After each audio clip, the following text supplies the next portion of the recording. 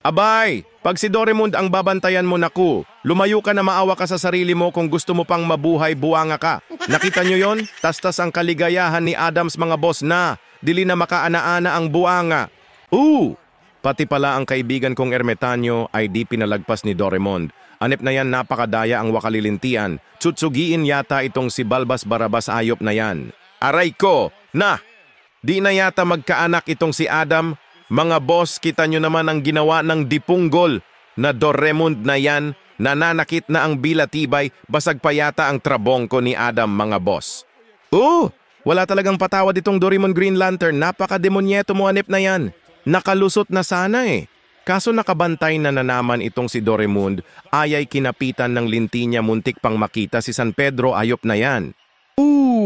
Kita nyo yun ako po. Orthopedic ang baksak mo kung nagkataon di puta ka talaga Doraemon.